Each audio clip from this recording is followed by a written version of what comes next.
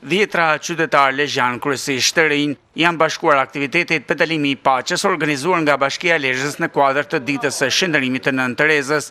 Memoriali Skënderbeu ka qenë nisja e këtij marshimi që ka vijuar nëpër rrugët e qytetit për të përfunduar në zonën turistike të hotelit të Gjuetis.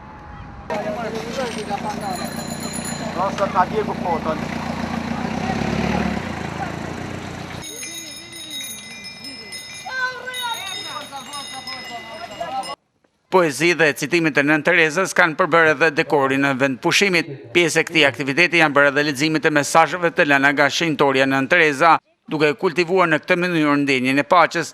Nënkryetaria e Bashkisë Alfrida Marku Dexhonej e ka përkufizuar marshimin e të rinjve si pjesë e këtyre mesazheve për të mos ndalur në rrugën tonë për të arritur atje ku duam e ku duhet. Nëse jemi gjithë bashkë, nëse ndjekim rrugën e duhur, mund të arrijmë atje ku duam dhe ku duhet. Sot më shumë se asnjëherë kur për shkak të problemeve dhe të përditshmërisë, po detyrohemi të lëmë pas dore njëri tjetrin, kur për shkak të largësisë po bijem në harresë, kur familja është në krizë për shkak të kushteve ekonomike, për shkak të mungesës komunikimit dhe të respektit, është koha që të bëhemi bashkë dhe të jetësojmë në zemrat tona misionin e Nën Terezës. Me vepra të vogla, po mundohemi të përcjellim mesazhe të mëdha, atë të dashurisë mes njerëzve.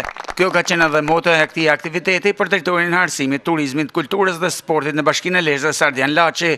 Ne si drejtori e turizmit dhe kulturës organizuam këtë mini aktivitet të vogël në shenjë të respektit dhe të sensibilizimit të komunitetit ton për vlerat dhe madhështinë e Nën Terezës, e cila përmes veprave të vogla bëri gjëra të mëdha dhe ne promovojmë sot përmes këtyre aktiviteteve me gjëra të thjeshta, me pak mund dhe përpjekje gjithë secilit japim dhe shpërndajmë dashuri të madhe për njerëzit që ne të lartësojmë sa më shumë figurën Nën Terezës dhe shqiptarëve në tërë botën.